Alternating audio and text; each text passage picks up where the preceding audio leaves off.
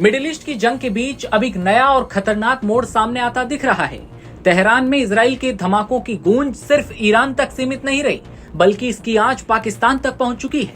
जी हां, सही समझे आप, इजराइल और अमेरिका ईरान की इस जंग में अब शायद पाकिस्तान की भी एंट्री हो चुकी है, क्योंकि इजराइल के निशाने पर अब पाकिस्तान है।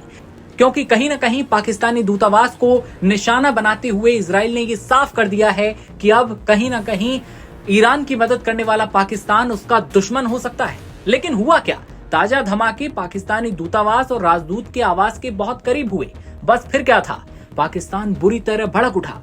इस्लामाबाद से नेतन्याहू को सीधी चेतावनी दी गई। क्या धमकी दी? इजराइल का हमला कितना खतरनाक था? पाकिस्तान दूतावास को धमाके में कितना नुकसान हुआ? हर सवाल का जवाब आपको वीडियो मिल जाएगा।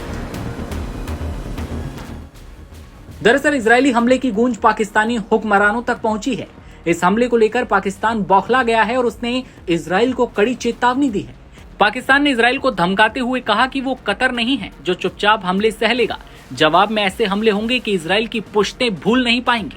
अब समझिए कितना हमला खतरनाक था ये। शुरुआती जानकारी के मुताबिक दूतावास परिसर सीधे तौर पर निशाना नहीं बना और पाकिस्तान के सभी राजनयिक और स्टाफ सुरक्षित हैं।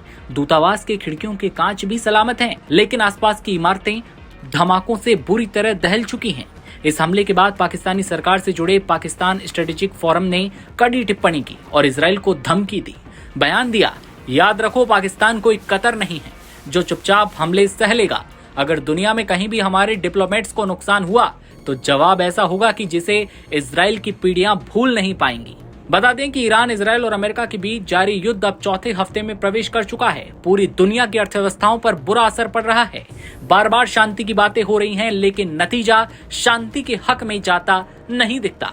शांति और युद्ध विराम की बात करने वाले हर देश की जुबान पर युद्ध और धमाकों के ऑर्डर भी सुनाई पड़ रहे हैं।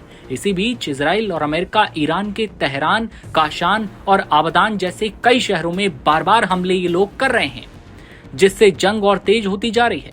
पाकिस्तान के दूतावास के पास हमला हुआ। हमलों ने संकट में एक और नया भू राजनीतिक तनाव जोड़ दिया, खासकर तब जब पाकिस्तान ईरान और अमेरिका के बीच संतुलन बनाने की कोशिश कर रहा है। भले ये ऊपरी तरह से हो, झूठा हो, लेकिन संतुलन बनाने की कोशिश है।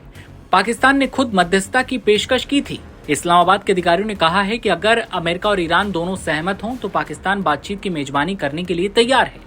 रिपोर्ट्स में यह भी कहा गया कि पाकिस्तान में अमेरिकी और ईरानी प्रतिनिधियों के बीच सीधी बातचीत की तैयारी चल रही है। हालांकि इसकी स्वतंत्र रूप से पुष्टि नहीं है। जर्मनी के विदेश मंत्री योहान वाडेफुल ने कहा है कि अमेरिका और ईरान के बीच पहले भी अप्रत्यक्ष बातचीत हुई है। बहुत जल्द पाकिस्तान में एक बैठक हो सकती है। यानी एक तरफ जंग के मैदान में बम मिसाइलें बरस रही हैं, दूसरी तरफ कूटनीति के मोर्चे पर धमकियां, चेतावनियों का दौर तेज हो गया है।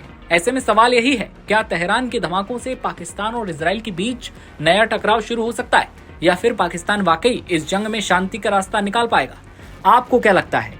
क्या इजराइल और धमाके करेगा पाकिस्तान पर? कमेंट सेक्शन में राय दीजिए और देखते रहिए आप नव भारत टाइम्स।